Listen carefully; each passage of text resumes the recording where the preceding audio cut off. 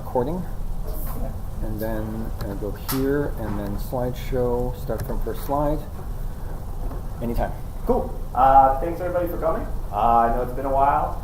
Thanks, a big thanks to Mitchell for doing this presentation. I'm just going to let Steve do a little quick intro about the facilities, but enjoy the talk. Yeah. Hey everybody, my name is Steve Prosser, Vice President, General Manager, Software Development here at Guaranteed Rate. Happy to have you all here today. Obviously pizza, sodas, there's beer in the back, ping pong afterwards if you want to play, or foosball. By all means, make use of the facilities. Restrooms around the corner. If you don't know Guaranteed Rate, I won't waste your time too much. We are the 7th largest residential mortgage lender in the U.S. Between us and our sister company, we do about $30 billion a year in home loans, mostly through online digital mortgage type stuff. So we're really proud of our tech. We were the first company in the mortgage space to ever have an online digital mortgage, and we're always trying to push the envelope from there. We are a closure shop, so we love supporting the community. With that, I guess I will hand it. I think we're hiring too. Mitchell, I wasn't going to do a mic song. Thank you, Steve. Oh, actually, I worked with Mitchell. Yeah. Steve and I were colleagues at Opinion Lab for, I think, about a year and a half. Was that how long were you there?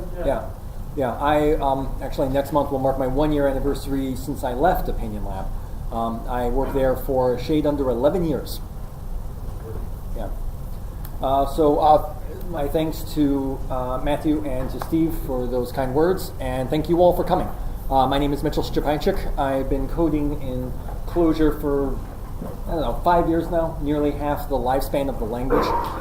And this is my second presentation at the Chicago Clojure Meetup. So I'm pleased to give you a presentation again for today. You can see my contact information there, website, Twitter handle, GitHub handle, GitHub gist. My website also has links to other things I do.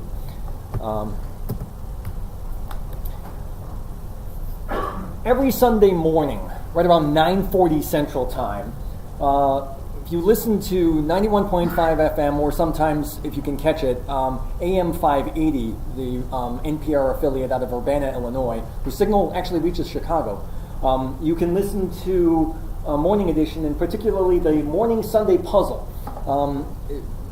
The idea behind Morning Edition for the radio show on NPR was the idea to have a radio equivalent of a Sunday newspaper. And what's one thing that a Sunday newspaper always has? Crossword puzzle. So they thought, well, let's have a puzzle. And so they got the crossword editor of the New York Times, who since 1993 has been Will Shortz, whose photo you see here. And every Sunday he has, for about 8 minutes, provided a small puzzle for both a participant to play along at home via usually a telephone call to NPR, as well as a challenge for listeners to try to solve in the form of a puzzle. Usually these puzzles are in the form of words, and in listening to these, and I've been listening to these for maybe about 12 years now, on and off, on the radio, on Sunday mornings. These are disguised as suitable coding exercises. And so we are going to see a sampling of them. This is by no means an exhaustive repertoire of the things I've done. I actually did a count of the Clojure code I've done. I've counted 75 coded attempts. We're not going to show all of them tonight. In Clojure, by the way, I've also got repositories in code in Shell, script, and in Python. But here will be Clojure, and we're going to present a sampling of them, 5 puzzles, and their solutions or attempted solutions today. The first of these puzzles dates actually from earlier this month, December 2nd, 2018. Think of a common 7-letter word. Drop its second letter, and you'll get a 6-letter word that does not rhyme with the first. Alternatively, you can drop the third letter from the 7-letter word to get a 6-letter word that doesn't rhyme with either of the first 2. Further, you can drop both the second and third letters from the 7-letter word to get a 5-letter word that doesn't rhyme with any of the others. What words are these? So in thinking about this, I've got a number of tools at my repertoire. The easiest of them is because these are common letter words. I have a quick question. Yes, we have a question. On the radio, they just read this off and someone's like, your words. I'm going to repeat that question to make sure it's caught on my recording. When they read this on the... sorry, repeat your question, please. You said this like NPR is a radio show, right? Yeah, so NPR is a radio show. You give this to someone to like do, and then It's a summary of how it works. No. What happens is at the end of every show, they'll give a puzzle like this. You have 4 days to figure that out. Submit it through an online form on the NPR website. And then if you're correct, you get put into a random drawing from whom NPR then selects one at random. And that person, assuming they're on the phone at about 3 o'clock Eastern time on that Thursday, can then, via telephone, play along with the puzzle with Will Shortz for a different puzzle, sometimes thematically connected to the puzzle that is on the air. So what you're seeing here is actually a puzzle that you have about 4 days to try to solve. Most of the time they're in the course of about a week. Sometimes they're 2 weeks, usually around where there's a vacation time. I'm expecting one actually probably this coming Sunday for what they sometimes call a 2-week challenge. But this is a 1-week challenge from earlier December 2nd. Again, common 7-letter word. Drop the second letter, you get a 6-letter word that doesn't rhyme. Drop the third letter, you get another 6-letter word that doesn't rhyme. Drop the second and third letters from that 7-letter word, you get a 5-letter word that doesn't rhyme with any of the other words. How do you figure that out? One tool that I have in my repertoire, if you want a list of words, one tool is that you can find online. Has to do with the board game Scrabble. OSPD refers to the Official Scrabble Players Dictionary. This is the dictionary of Scrabble words that are playable in recreational play, not necessarily exclusively in tournament play. There are other word lists for that, usually ones that don't involve swear words, racist, sexist, or homophobic slurs. The combination of that are collectively referred to as the poo list and are actually removed from popular consideration for generic home games. But there are archives of these online. And what's nice is that these are text files of which you have a single word per line, which makes this very suitable for computer processing. And so that's what I do with this function here that I imaginatively call words, with a thread last threading macro to take in the repository that I have, and which you will see at the end of the presentation, a directory called resources, and the Official Scrabble Players Dictionary 3rd edition.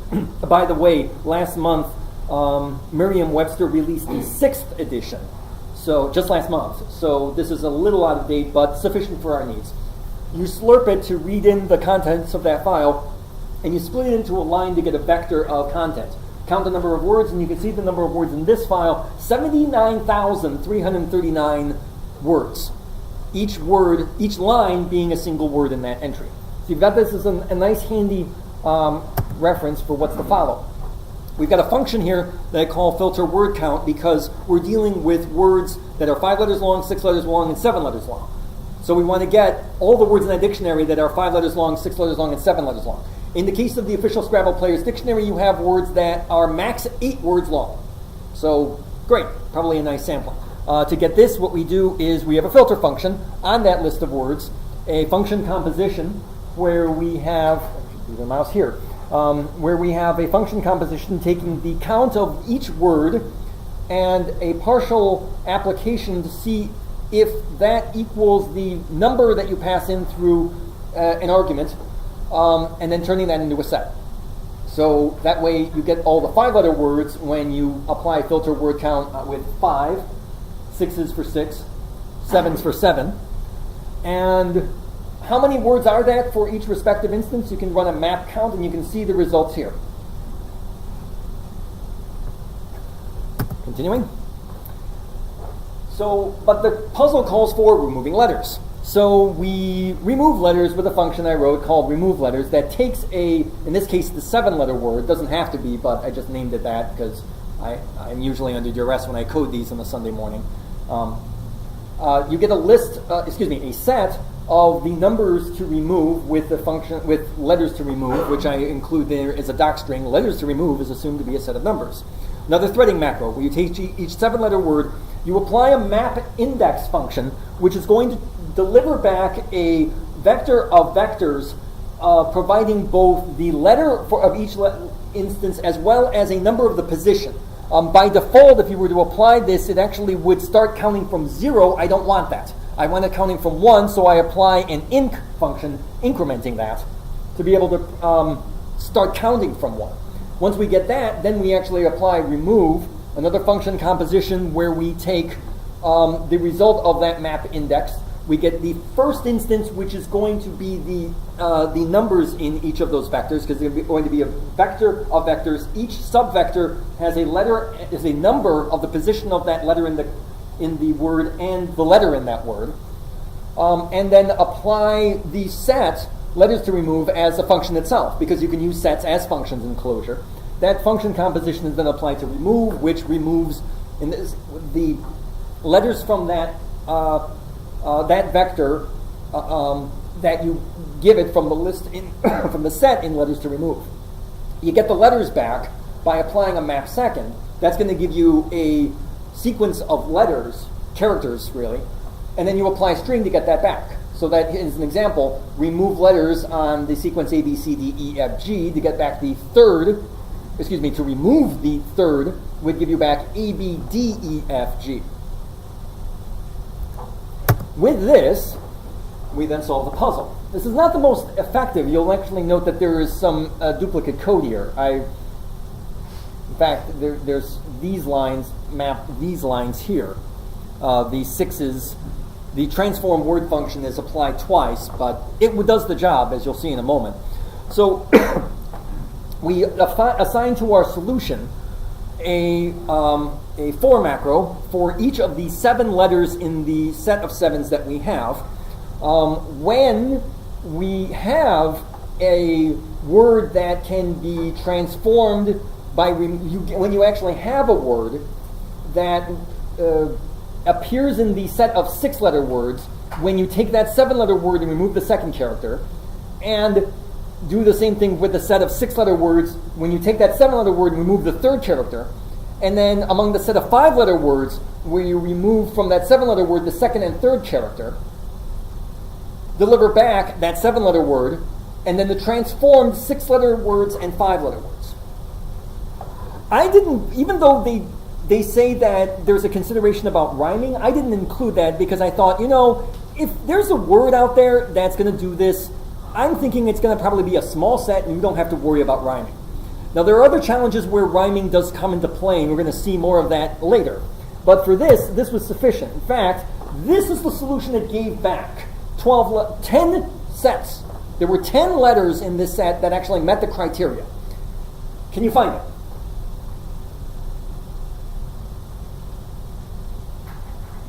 Anytime now. Speak up. Yep. True, trough, though, and tough. I submitted that as my entry, and we found out the next week that was the correct response.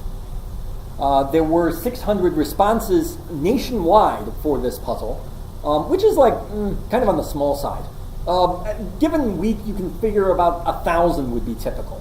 Smaller than that, like maybe 200 is really small. The smallest I've ever heard is 50. The most I've ever heard of responses for a given puzzle is maybe about 2,000. So it's already a kind of self-selecting set. So that's the first puzzle that we had solved. Here's our second of 5. This is from earlier in the year, October 28th, 2018. Think of a famous Broadway musical in 2 words. Change one letter in it to the preceding letter of the alphabet. So B would become A, C would become B, etc. Remove the space so you have a solid word. The result will name something that all of us are a part of. What is it? So to solve this, we use a resource you might have heard of called Wikipedia. There's a webpage there of a list of all the musicals that have ever been produced. It's not that big, about 1,200 entries as I recall. I use a function that here, actually a definition for a variable called musicals, a local binding function just to see if something has one space. So for this function, we take a musical, it could be any string, a single threading macro where we split on the word, I basically just wanted to see if it has one space. There's room here if you want to sit down. Hi. So for figuring out the list of musicals with one space, we have a helper function in the local letFN bind that says has one space. It takes a string, which I named musical. We split on a number of spaces. We get a count of that, and we see if that count equals 2, because if there's a single space, it'll split into 2 items. With that function in hand, we then take the the cleaned up list I took from Wikipedia, put it into a file I called musicals.txt. We slurp that to put that into local memory. We split on each line 1 musical per line. We filter on that has one space function we defined above, and we turn the result into a set. So for future processing, especially where we want to do filter and remove, where a set can be useful as a function. We get a count of the number of musicals that have just one space, that are just 2 words long, 380 out of that 1,200 or so. Continuing, we then go back to get a list of words, but this is a different set. I'm bringing out bigger guns here because I don't think that the Scrabble dictionary, having done this a while, you kind of get a sense for what tools are best used for the job. And I'm thinking you probably need more than a Scrabble dictionary with 80,000 words. So I bring in Webster's New International Dictionary 2nd edition, which you can find online. They're up to 3, and the 3rd edition was published, I don't even know, 35 years ago, something like that. It's been around a long time, but the 2nd edition is online in computable format, 1 letter per line. You take that, you slurp it, you split the lines. Here I wanted to, because some of the words in there are proper nouns, I map them all to a lowercase. Then it turns into a set for later future ease of processing. Get a count of that, and it's a little bigger, 233,614 words. I have a function here that's imaginatively called go back, which is basically making a map of each character and what letter each character in the alphabet and what character in the alphabet comes right immediately before that. And we use a zip map function where we map the characters of the letters B through Z, and then the map of the characters A through Z. Zip map takes each of those sequences and makes a map out of them, so that B is a key of B becomes A key of C becomes B, and so on. What does A become? A in this becomes nil. It's not involved. I didn't worry about that because, again, my spider sense told me that you probably, if it's an issue, they probably wouldn't have asked it. So I just let it go. Well, yeah, they didn't specify treatment of A. Yeah, they didn't specify treatment of A. Sometimes you can get that wiggle room matters. That will actually matter in one of the puzzles I'll be presenting later on. So yeah, that's what I did here. We have another helper function to change one letter in a given musical, and for a character within that string. We could have been a better way of doing this, but I used a for loop where we basically go through the count of the number of characters in the musical you give it, assign a range where you're counting up from 0 to the length of that musical, assign it to I. If you have that letter appearing there, you take the reverse of that and then apply that to the nth character within that string if it appears. Otherwise, you just basically return that letter. So that, for example, change one let for cats to return back the 3rd character, or to change one letter there, gives you CATR.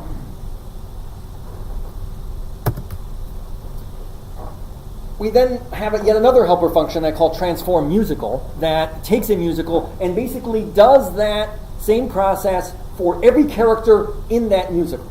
So we're basically just repeating it with the helper variable mtemp, where we're basically doing some string processing, taking that string, turning it lowercase, removing the spaces, and making sure there are only letters in the result. That's also going to matter, as you'll see in a moment. We take the result of that, we get that count, we then turn that into a range, and then with that range we then apply the change one letter as a partial to the mtemp that we get back to change each character one back from its letter. And this is actually where the point is that you raised regarding whether or not the A comes backwards. You will note in an example for transforming musical cats, capital C, CTS, because of the second character, A becomes nil, and in string processing then it just disappears. So it becomes bats, cas, and catter in this case. So it's the computer, let it figure out all those processes of what to do. And then finally, we figure out our answer. And we basically combine in a lot of the functions here. We take the whole list of musicals that have 2 words in them. We then take a juxtaposition of both each the word in the identity function and the transformed set of words in the transformed musical.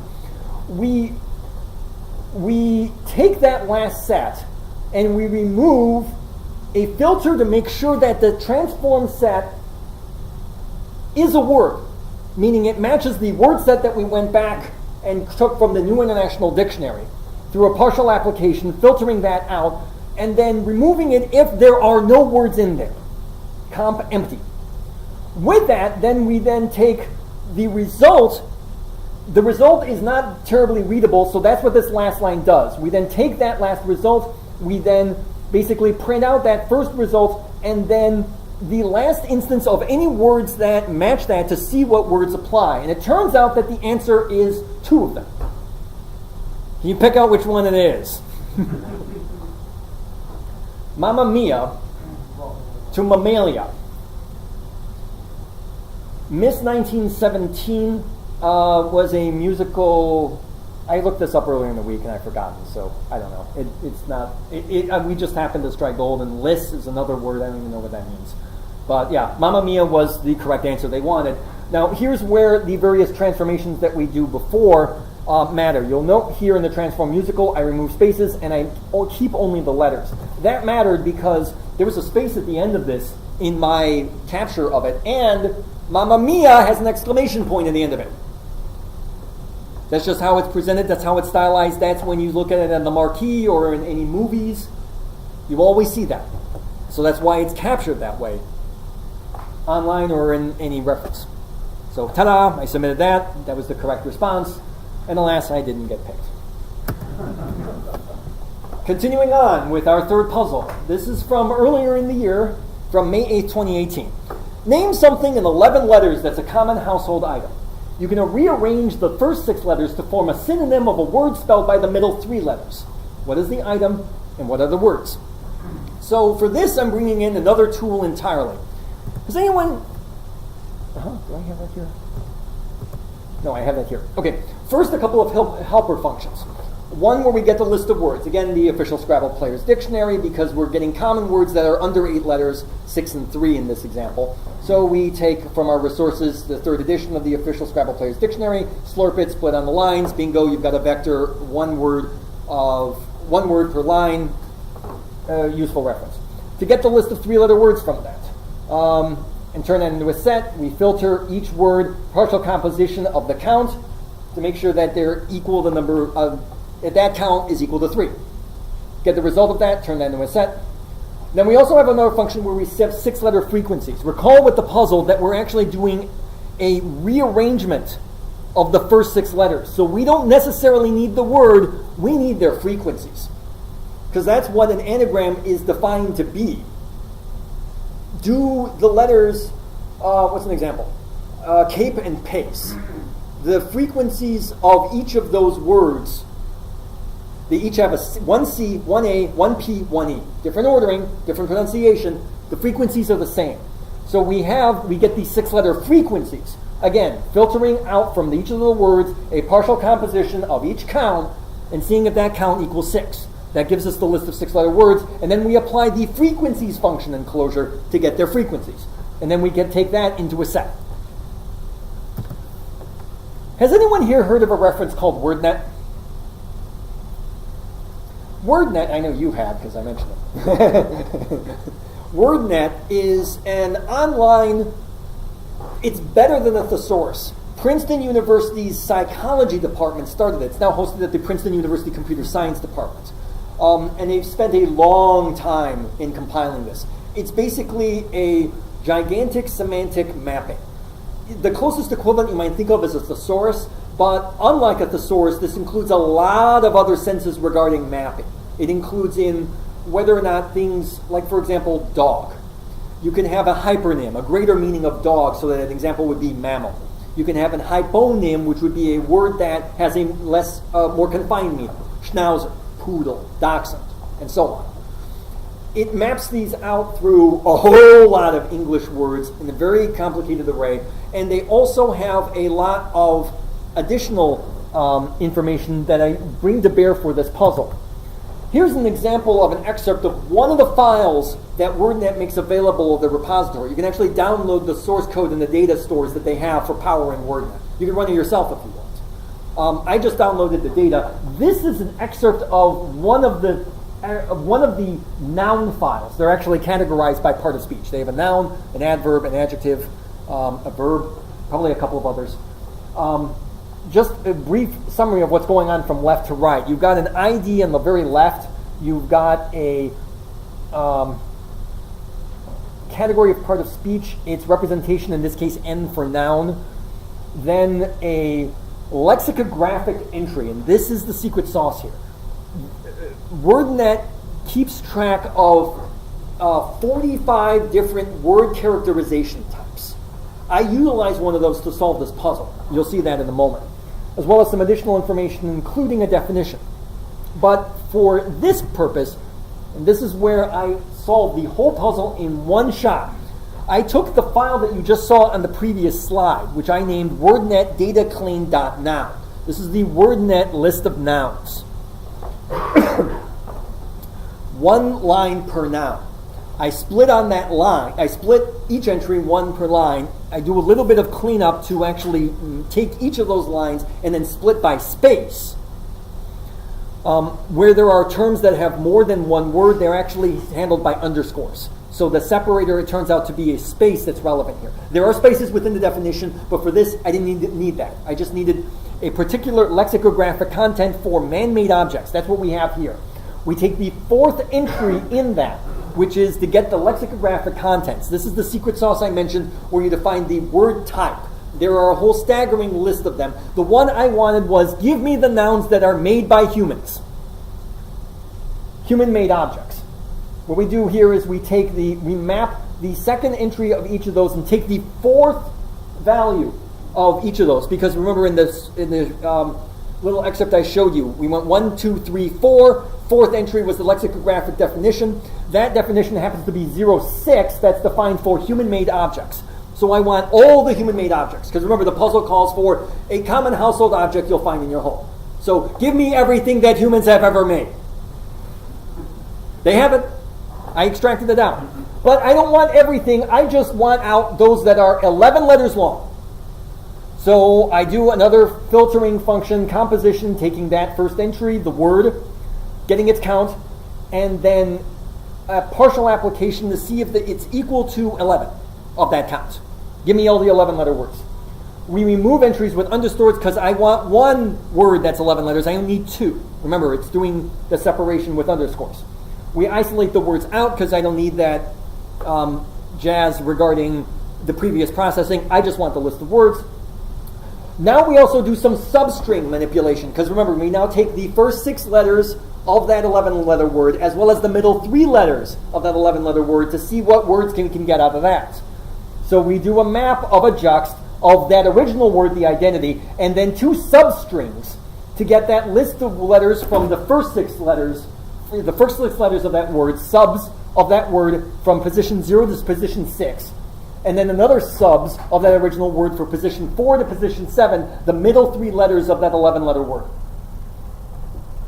We then filter out, now most of that's probably going to be garbage, but we filter out those that are valid words. That's what we do here. A partial of that last to the set of 3-letter words that we made on the slide previous to get all any entries that have valid middle 3-letter words whose sequence is a valid word. And then we take that first set of 6 and now see if its frequency set matches the frequency set of all of these 6-letter words that we had defined in 6-letter frequencies. Same deal. A partial application, we get that frequency, and then apply the 6-letter frequencies to that, filtering out only those whose frequencies match a valid word whose frequencies match that of valid 6-letter words. The result wound up being 41 entries as a result of all of that. I just included the last 15 or so on this one. See if you can find it. Not everyone at once. No, not planetarium. Louder. Thermometer. Yes, we have a winner. Thermometer. Of course. Thermo, which anagrams to mother and mom.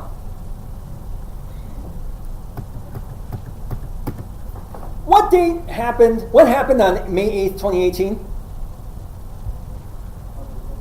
It was Mother's Day.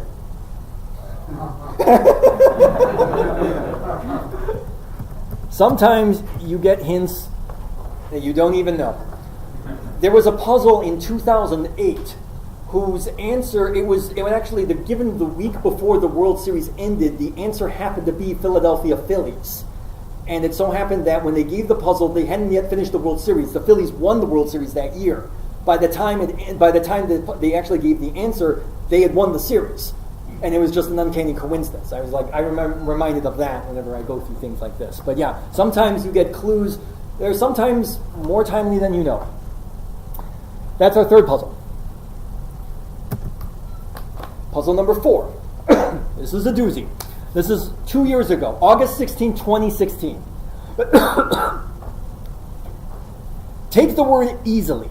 You can rearrange its letters to spell say, S-A-Y, and lay, L-E-I. These two words rhyme even though they have no letters in common. What is the longest familiar word you can find that can be anagrammed into two shorter words that rhyme but have no letters in common? The two shorter words must have only one syllable. So again, find the longest word you can and rearrange it to spell out two one-syllable words whose letters don't have common, letters are not in common but which rhyme. Tall order, but we do it. And the secret sauce here comes to us from Pittsburgh. Carnegie Mellon University makes available through courtesy their, I think it's the English department, a pronunciation dictionary, or they call it a pronouncing dictionary, where you can, for most any word in English, and a lot that aren't, get its pronunciation. That pronunciation is rendered in a format something like this. You get the word, you get two spaces, and then you get a crude phonetic rendering of the pronunciations. If you actually go to their website and you actually scroll down on this page, you can actually see the list of the phonemes, the units of sound in a given language, and the equivalents they have. This is not recognized by international phonetician authorities, but then, frankly, neither are most American dictionaries. This is something they use for computational purposes, and for the purposes of what we're going to use this for to solve this puzzle, this proves to be pretty handy. So you get a map like this, where you have the word and its pronunciation. And then we apply a few tools, some of which have nothing to do with words. We require the Clojure Math Combinatorics library so we can get some combinatorics and be able to get some combinations out. This is going to come in handy in a little bit. We also get the list of vowels. This is the list of the representation of all of the vowels that they have, but with a catch. You'll note here that vowels are accompanied by a number. The number represents the sense of metrical stress, so that, for example, with abruptness, you know that the AH1 means it has a stronger stress. Abruptness. You don't say abruptness, you say abruptness. And you know that because the number represents that. We don't need those numbers for this, even though they're in the dictionary. We're going to remove them in a bit, and the result will match this set of vowels that we have here. To remove those numbers, I have a helper function that I wrote called wipe and split, where we take each, for a given string, this is going to be the string of those phonemes within accompanying a given word, split on space, and then remove the number. We replace the digit with an empty string, and then split the result. So that's what wipe and split does. We wipe out the number, split the result into a vector of strings, one string per phoneme, sound sequence. To find the number of syllables, we take, for a given set of syllables, which would be the output of a wipe and split function, we wipe and split those syllables. We then filter out the vowels. We're assuming here, and the correlation is pretty strong in this dictionary, that a vowel equals a syllable. It's not quite that cut and dried in syllabic theory, but and there is a syllabic theory. I hold a master's degree in linguistics, I should know. But it turns out that for the purposes of this solution, it works. So you just remove out the number of vowels, you count them, and you see if it equals the number 1, if that count is 1. So that's going to be how we get a monosyllabic word, like duh. Now here's where we bring a little bit of that phonetic solution into play. A given syllable can be chopped up into various parts, and the names of those parts have terms that are stolen from other sciences. You have the middle part, the vowel itself, that's referred to formally as a nucleus. You have the end part, basically anything after the nucleus, which is defined formally as a coda. The first part, it turns out to be an onset. We just need to worry about the nucleus and coda because that's how a word is defined to be rhyming. Does the vowel and whatever follows of it match? Sad and bad. The onsets, S and B, are not the same, but add that nucleus, A, and the coda, D, do. So for a given set of syllables, assuming that they're monosyllabic, we wipe and split those syllables. We do a drop while so that we get rid of everything except the last vowel, because that's all we need for this.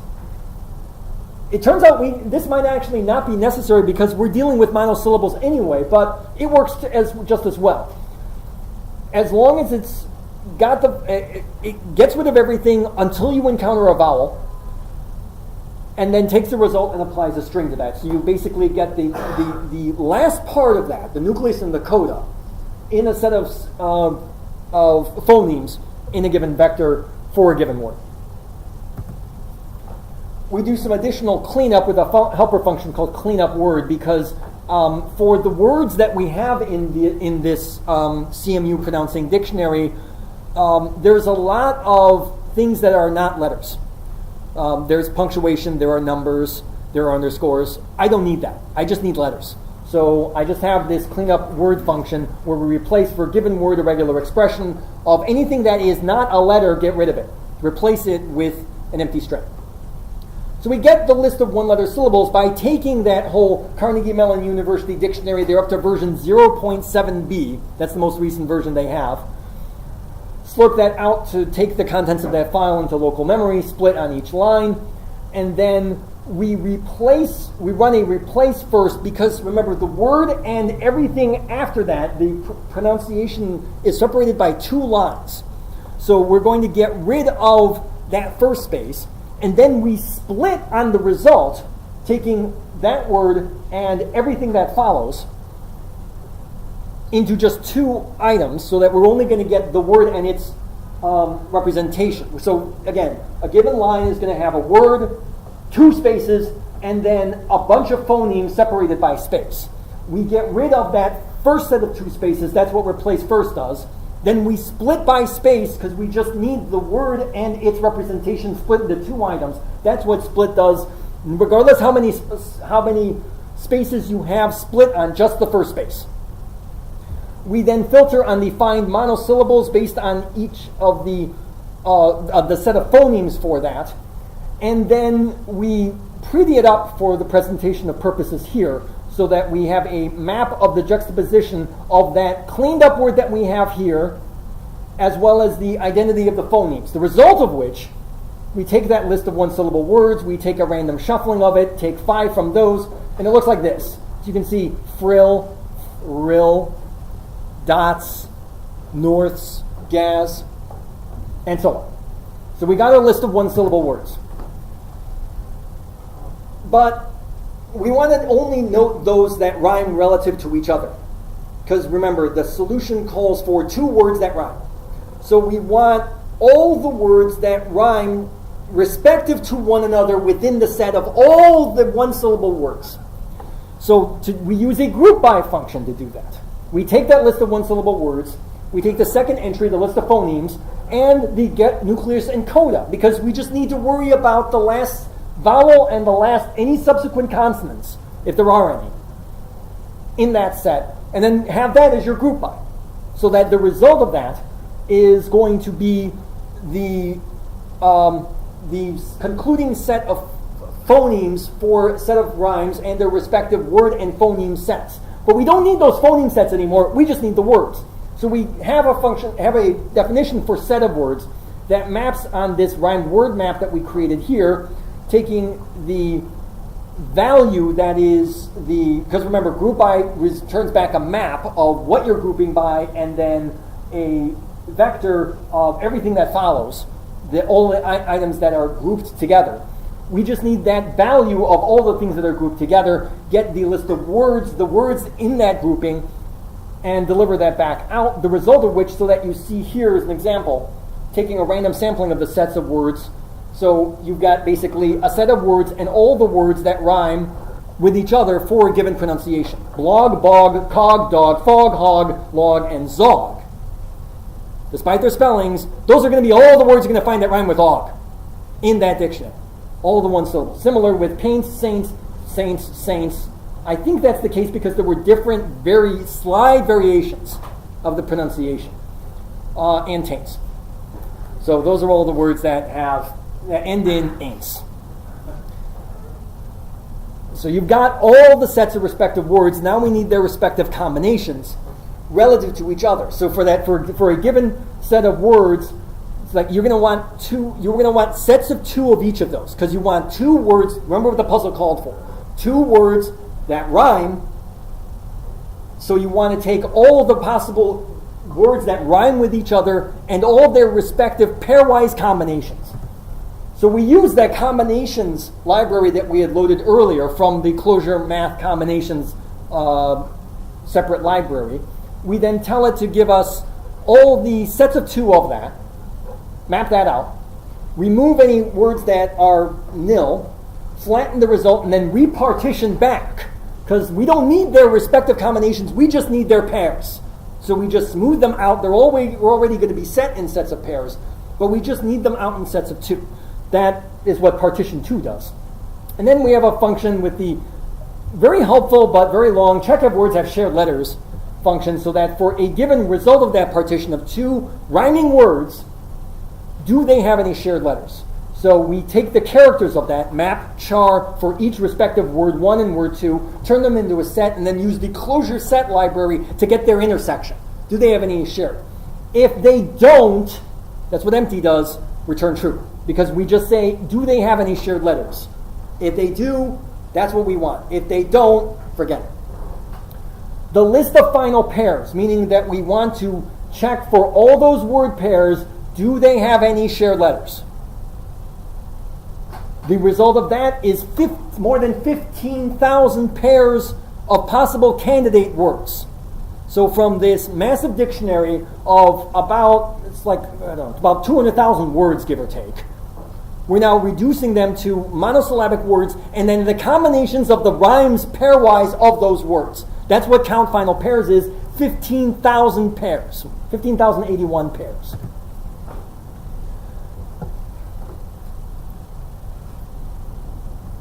That's a lot to have to process to find whether or not each pair and their string, their frequencies of their string match a given word. Because remember the original solution easily can be broken down into say and lay.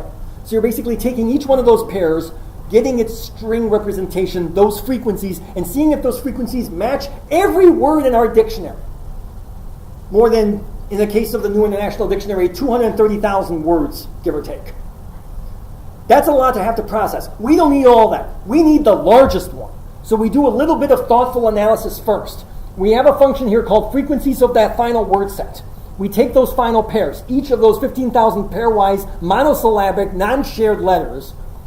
We then apply string to each of those sets, count them, get their respective frequencies, sort them, and then do the reverse. And this is the result. So that we have, in this case, of those sets of 15,000 pairs, 40 of them have a combined 11 letters. 188 of them have a combined 10 letters. 771 of them have a combined 9 letters, and so on. We start at that set of 11 letters. Whoops. And we do that with a function here called find pairs by combined word length. We take a pair. We take the number of letters we want we take those respective pairs that we pass along, and we're basically saying, take those letters in that pair, combine them into a single string, so a partial of apply string.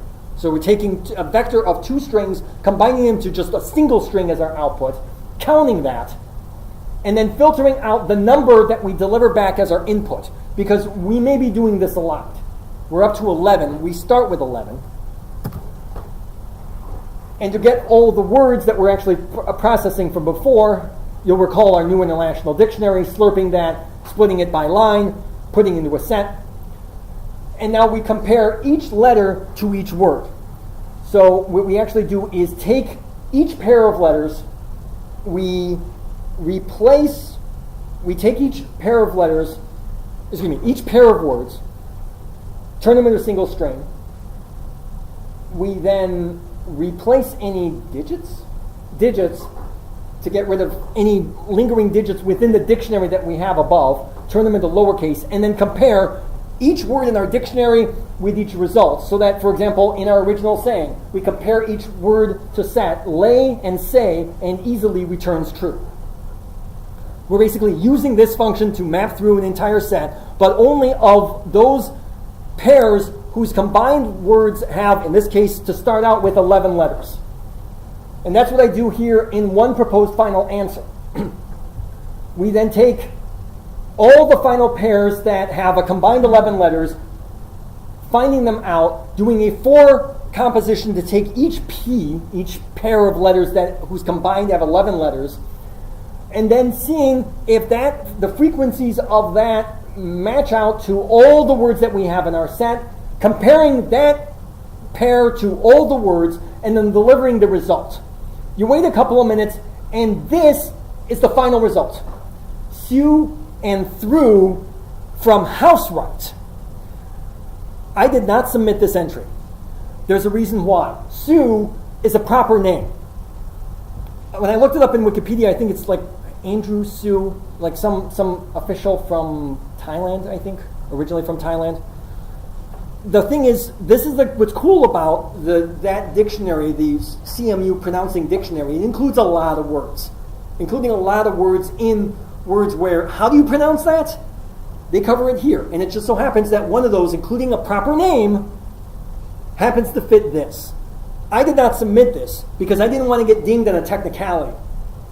I wish I did, though. So then, okay, fine. No, there's only one entry from the 11th letters. What about 10? Same function.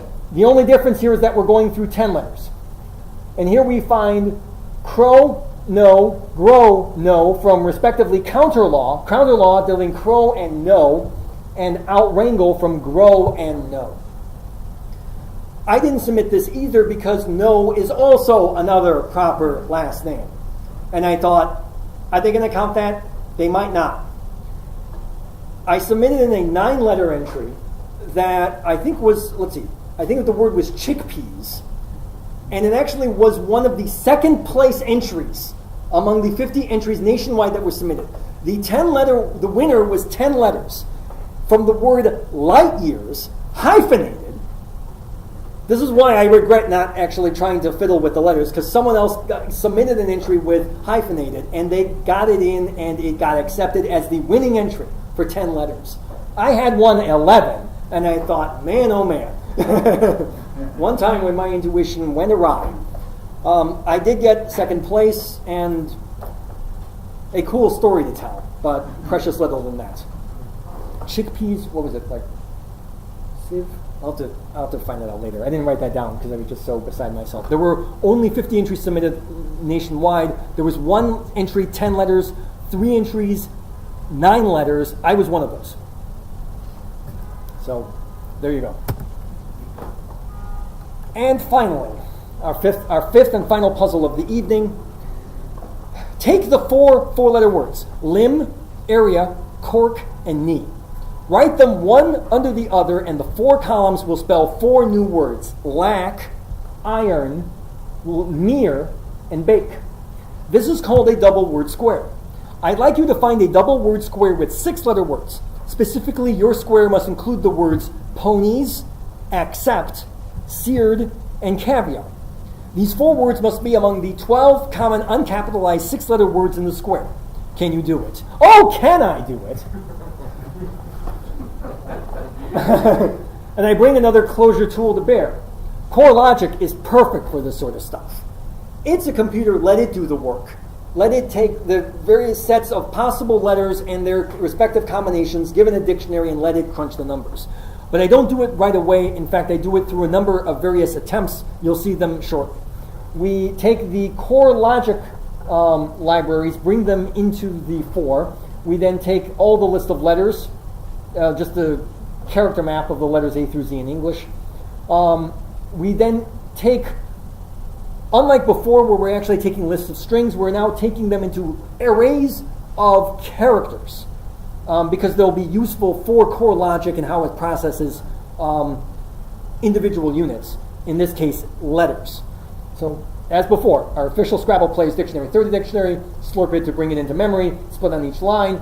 We're only dealing with 6-letter words, so we just remove out only those that are 6 letters long.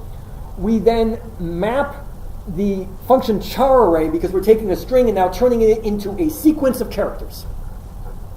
Turn that into a formal sequence. Turn that whole set of sequences into a set, a Clojure set. And then we're given from the original problem, ponies except seared and caviar. So we define sequences of ponies except seared and caviar for the logic of what's to follow. Take number 1, really brute force. So we know it's going to be a 6x6 array. There are 26 letters in the alphabet. So one dumb way to do this is, given that dictionary, go through all the different combinations for 36 different positions, 26 possible letters. So it's 26 to the 36th power. That's a big number. I wrote this out and then realized that's not going to work. At least not within the parameters of the heat death of the universe. But what you would do, though, is that I actually do the member O function within CoreLogic that would take to say if the member of each character within the set that you're given here, in this case A, B, C, D, A1, B1, C1, D1, E1, and F1, as defined above here, if that is a member of the word arrays that we made before, to make sure it's a list from our list of valid 6-letter words. And we would just repeat that for each sequence of characters across and down for all the characters in our 6x6 array. But we would also need to account for, hey, we got to fit in ponies except seared and caviar, so we just do the same thing for the OR operation. Condi is what is defined in the CoreLogic library. And the same deal, to make sure that at least one of those are ponies except seared and caviar. So take 1, wouldn't work. Take 2. We'll use our 1-bit processing brain and actually look at this to see if we can reduce that search space a little. Actually, by quite a lot. So after some trial and error to try to figure out some way and be able to fit those 4 words into a grid, I came up with something to what you see above. Except would be at the top. The last C in except would bring down to caviar. The P in except would spring down to ponies. And then you can also feed in seared from the A in caviar and the E in ponies. So you could reduce this and okay, great. So we just reduce our search space by a considerable amount. We just now search by this. So that we take our a run function of all of those characters, and then we reduce, we now know where except seared, caviar, and ponies now fit. So we just make sure that they're a member of those, but then make sure that everything else fits as a word arrays. This also took too long. And it was after I started running this that I actually did a back of the envelope arithmetic on this, and I thought, no, not going to work. So take 3. We try in a different filter grid. We don't need to check all the letters within each given position. We just need to check those for which we have a respective position. So for example, in the second row, which is blank blank A blank O, we just need to check out those words that have a third letter of A and a fourth letter of O. Or excuse me, a fifth letter of O. So we can now reduce the search space by filtering out those words in those respective positions in that grid. We have a helper function called make filtered word arrays that takes a given letter and its respective position within that 6x6 grid. We take another threading macro where we take those word arrays that we had before, and then we filter for each respective position in the first set and in the second set, and then map out the result as a character array. So that we'll now get only those words that happen to that begin with A and have an S as their fourth letter, or that begin with C and have an E as their fourth letter, and so on. So we fit them into this. This is still pretty daunting arithmetic. If you count the number of words that actually fit each of these respective parameters, and the numbers are here respective to each of these arrays. So after I define each of these, I counted them. And these are the numbers. So there are 46 word arrays AS, 359 words array CE, 51 words array ER, and so on. Take all the respective frequencies of even that reduced subset, multiply them together. The result is in the hundreds of trillions. 129,658,980,054,240. I ran it anyway. Here's the function to do that. And it actually didn't take that long. Only about 7 hours. This is the screen grab of my attempt when, on that week in 2015, I ran it and let it run. The result is below. You can see it very closely. I'm going to show it to you in a much more readable format in a moment. But yeah, this was basically what I did to solve the solution. This was the solution I figured out. Accept, clamor, ravine, origin, seared, and stress. From top to bottom, from left to right, across, claret, caviar, emigre, ponies, and trance. This was what wound up being the correct answer. I think there were about, I have to go back, it was like maybe on the order of like 150 people nationwide who got this. And I did too. All of the solutions for the attempts I had done, both in Clojure and other programming languages, are online. And my GitHub repository, look up a repository called NPR Sunday Puzzle Solutions. All the code that I presented here is there, as well as a whole lot that I haven't, but which could be the subject of a possible presentation sometime soon, hint, hint. We'll see. That concludes my presentation. Thank you for your time and attention.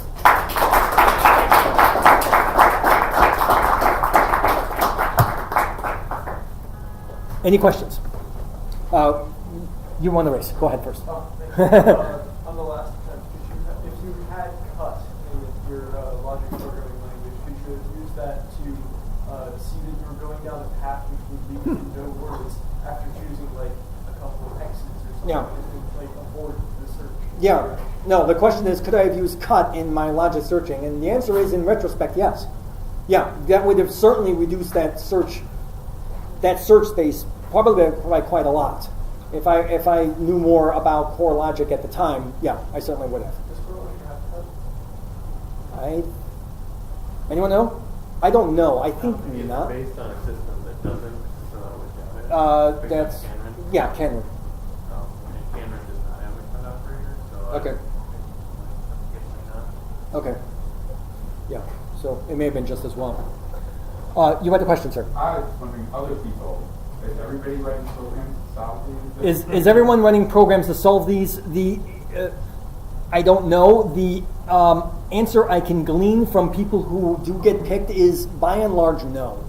You'll maybe get 1 or 2 people a year out of 52 puzzles a year who say, yeah, I used a computer or I wrote a computer program to do this. Will Shorts himself, who makes the puzzles, doesn't care. As he says, it's your puzzle, solve it however you want. By and large, people are able to figure this out using their 1-bit brain processor between their ears, and probably some pen and paper.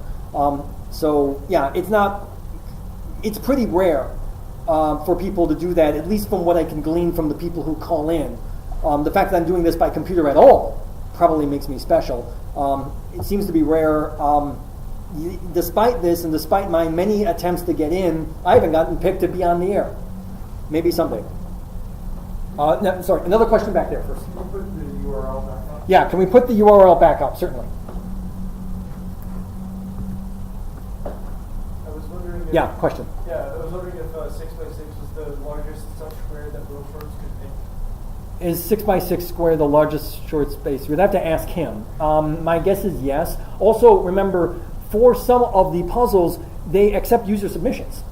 There are people who will submit them, and if they match the musters, meaning they're something that listeners could reasonably do within the 4-day time span or even much less, and they're also something that you could do probably with some clever trick or idea. I like using the computational brute force because you can do that, and most of the solutions are nowhere near as complicated as this. Sometimes they're as few as like 5 lines. Yeah. So, yeah. Other questions? Question back. Kind of random, but you know, like some of the databases have phonetic search functionality, like sound deck or something like that. Are there better systems out there? Are there better systems there than using, for example, the CMU pronouncing dictionary? There are.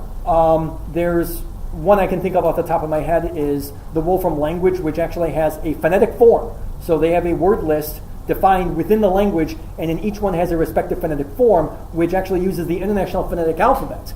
And that's really easy. Each character, each sound is represented by a single distinct character. All you have to do is just split on character and bingo. You don't have to do any of the kind of massaging that I did for some of this processing. I like using this because it's there, it's convenient, it's open, it's updated, it's pretty widely used. They're pretty good, especially where they cover their bases. Regarding the easily lay and say puzzle, it turns out that I had light years within the CMU dictionary itself. I should have used from the list of words the dictionary I was using to process the words itself. I didn't. And I actually looked it up. It's like, was it there? And I looked it up and like, dang it! It was there. I had it. I could have gotten a coin flip. So there are tools. I like this one. Your mileage may vary. Yeah. Other questions? I'm open to taking pull requests. Not all the solutions here are the best, so if you've got one, I probably update them like every 2 weeks. Sometimes I will update them and update their repository before the deadline. So if you want, you could download it, run it yourself. And I've actually got all the files I refer to here are in the repository, in the resources file. So you could download the repo, just clone it from GitHub, download the Clojure script, open a REPL, run the code, and wait. So a lot of times you don't need to wait very long. If I do that and get called, will you come murder me? If I do that and call you, come murder me. Considering that my son is staying at your house, not tonight. No, on the contrary, I'd be thrilled. In fact, I'd be like, that was me, kind of.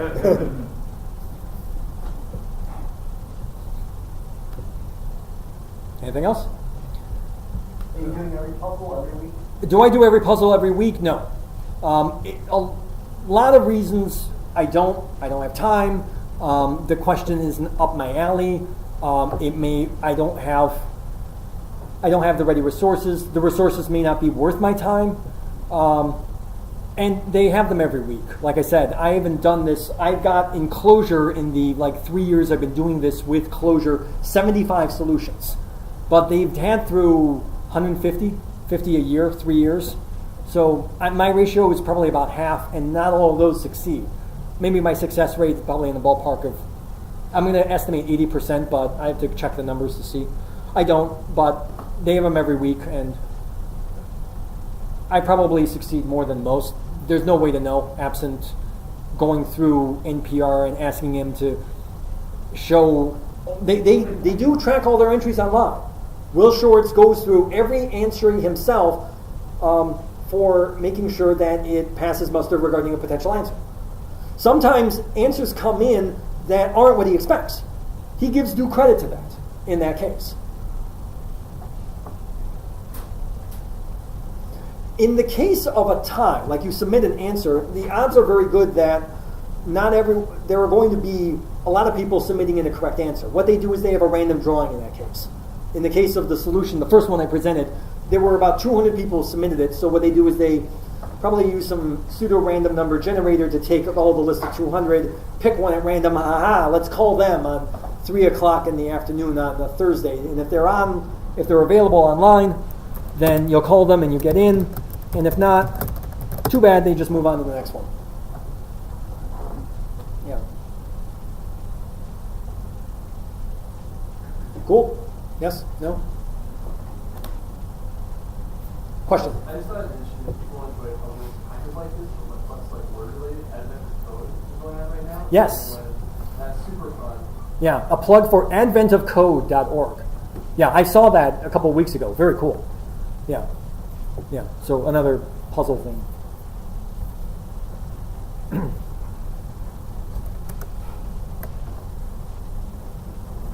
All right, we will end it here. Thank you very much.